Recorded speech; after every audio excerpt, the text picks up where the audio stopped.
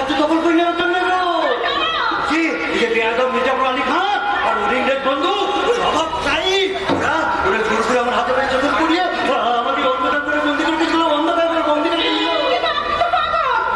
না না, আমি পাগল নই, আমি জাহানো না।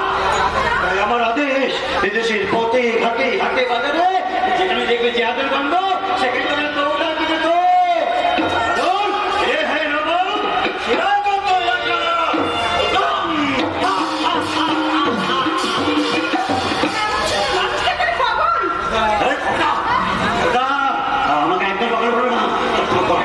শেষ করে দেবো কানটা ধরে বাই বাই করে ঘুরিয়ে ওই জন্য পাঠিয়ে দেবো। তারপর তুমি মঙ্গল বসে বসে ছবি তুলবে আর না থাকে পাঠিয়ে দেবে। তুমি অনেক টাকা পাবে গো, অনেক টাকা। তুমি অনেক বড় লোক হয়ে যাবে গো, অনেক বড় লোক। আমি বড় লোক হতে চাইনি, আপনার বাড়ির ঠিকানা বলুন, আমি বাড়ি পাঠিয়ে দিচ্ছি। তুমি তুমি যাবো না গো, ঘুরে এসেছিলে শীতের পরে সেই অন্ধকার করে বন্দি করে রাখবে, বন্দি করে রাখবে। ওরা না ওরা আমার উপর খুব অত্যাচার করে। দেখো না ওরা কত ভালো ভালো সরকার, আমাকে ভালো খাবার খেতেই দেয় না। ওরা ভালো ভালো জামা কাপড় পরে আমাকে জামা কাপড় পরতেই দেয় না, আর ভালো খেতেও দেয় না। শুধুই মানে গো মানে। দেখো দেখো দেখো দেখো দেখো দেখো আমার খুব কষ্ট হয়, খুব কষ্ট হয়। যদি জানতে পারে আমি বাইরে চলে এসেছি তাহলে ওরা আমাকে খুব মারবে গো, খুব মারবে।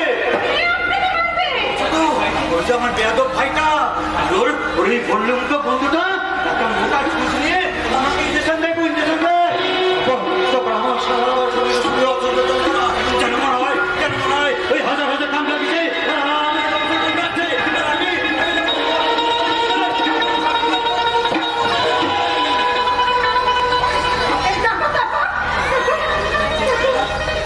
তারপর তারপর যখন যন্ত্রণা করলে আস্তে আস্তে চোখ খুলে তখন দেখি ওরা ওরা সময় সময় চলে গেছে।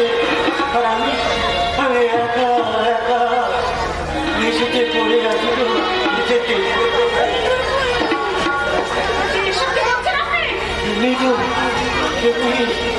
আমি একা তো বড় একা বড় একা।